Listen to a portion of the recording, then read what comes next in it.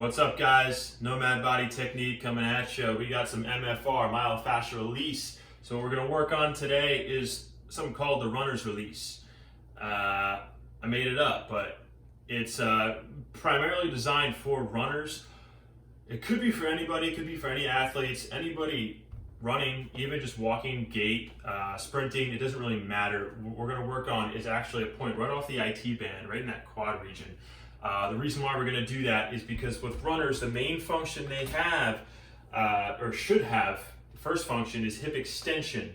So for that stride, they want to be able to drive back with that hip extension. A lot of times they don't have the hip extension for reasons of having a tight anterior hip complex. So as you know, certain muscles, because we sit, modern lifestyle. So when we don't have that, what happens is we start to hyperextend to get the extension. So we start to kind of just dump the low back. That's going to really cause stress in that lumbar spine, the low back region.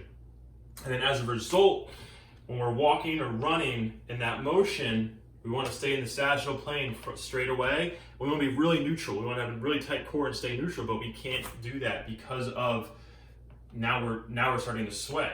So we can't get the drive, we hyperextend, and then we start to sway this way. All right, now I'm shaking. It's like I'm hula hooping. All right, we don't want to do that. If I slow down this video, or a video of somebody running or an athlete running, a lot of times you'll see that kind of subtle lateral hip sway. So what we want to do is lock that up so that we can again get the thoracic rotation and put it all together, right? So when we pump and drive, we want thoracic rotation as we're running and moving. That's a really efficient movement that'll actually make us more capable of having more energy in the body to last longer while running and run faster. So stamina and performance. So the one point we're going to do is actually going to be right here. For reason being, if you kind of see, when I'm planting my foot and coming through, a lot of this transfer for a lot of people, a lot of the force transfer is going to go right to this point. Right to this point, if I were to slow this down, right here off the IT band. What that's going to do is it's a really big area for a neurological load, and that load is going to go straight to that point. So that's what we're going to release today. So what we can do is grab a lacrosse ball, a golf ball, a tennis ball, any ball. Golf ball is going to suck a little bit more, but if you have only a golf ball, you're going to use it. So this is more of like a lacrosse ball that molds under pressure. So we're going to get down to the floor. All right. So I'll start with my left side to show you guys. So again, if this were my quad straight away, okay, and my T-band right here at 90 degrees, I'm looking at a 45-degree angle.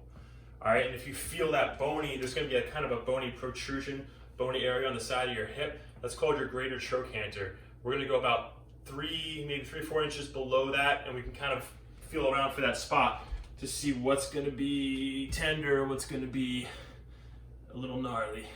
All right, so we're gonna go straight out. I'm gonna kind of lie on my side, use my hand here, my left hand to rest my head on, and it's already talking to me.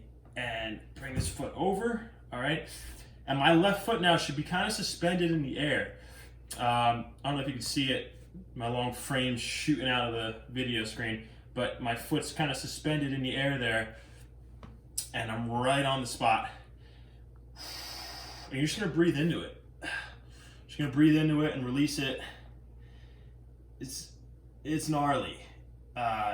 Most people will have a really tender spot here.